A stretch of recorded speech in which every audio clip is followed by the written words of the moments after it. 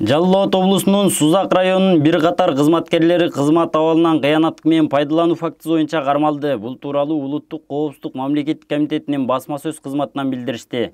Билдирүүгө ылайык Улуттук коопсуздук мамлекеттик комитетинин Жалал Абад облусу боюнча башкы башкармалыгы тарабынан Кыргыз Республикасынын кылмыш жаза кодексинин 337-беренесинин 2-бөлүмүндө кызматтык абалынан кыянаттык менен пайдалануу боюнча каралган кылмыш белгилери козголгон кылмыш ишинин алкагында Сузак райондук архитектура жана шаар куруу бөлүмүнүн адиси, Сузак айыл өкмөтүнүн жер маселеси боюнча адиси, кадастр мамлекеттик мекемесинин Сузак райондук бөлүмүнүн адиси жана Сузак айыл өкмөтүнүн башчысынын мурдагы орун басары, ошондой эле мыйзамсыз бүтүмдөр түзүүгө ортомчулук кылган Кыргыз Республикасынын жараны кармалды. Кармалгандар жасалма документтерди колдонуу менен айыл чарба жерлерин кайра бөлүштүрүү фондунун жерлеринен жеке турак жай курууга айыл чарба өндүрүшүнө гана ылайыкталган жер тилкелерин мыйзамсыз сатышкандыгы аныкталган.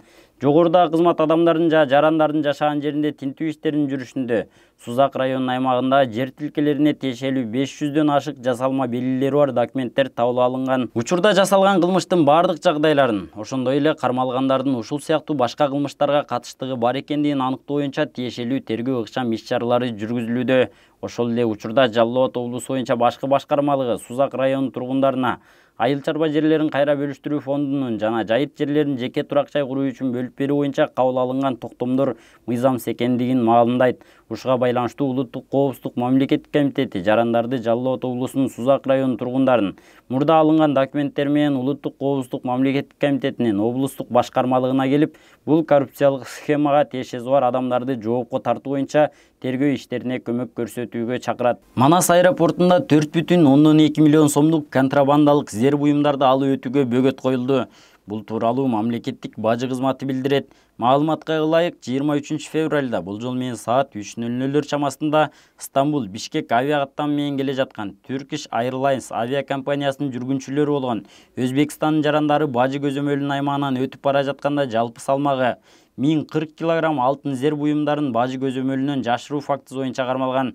Кармалган алтын зер буюмдардын орточо базар баасы 4,264,369 сомду түзгөн. Мамлекетке жалпысынан 950,614 сом зыян келтирген. Фактылар каттоолордун бирдиктүү реестрине катталып, материалдар Кыргыз Республикасынын мыйзамдарына ылайык чечим кабыл алуу үчүн башкы прокуратурага өткөрүлүп берилген. Интернетте TikTok тиркемесинде түз эфирге чыгып, мугалимди шылдыңдаган окуучулардын видеосу талкуу жаратууда. Тасмада мектеп окуучулар мугалимди көзгө илбей сөгүнүп шылдыңга алышканын көрүүгө болот. Видеонун аягында мугалим балдарга кайрылып, бул эмне деген мамиле деп айтканын угууга болот. Мектеп окуучуларынын мындай жосунсуз кылыгы үчүн көпчүлүк аларды жоопкерчиликке тартууну талап кылып жатышат.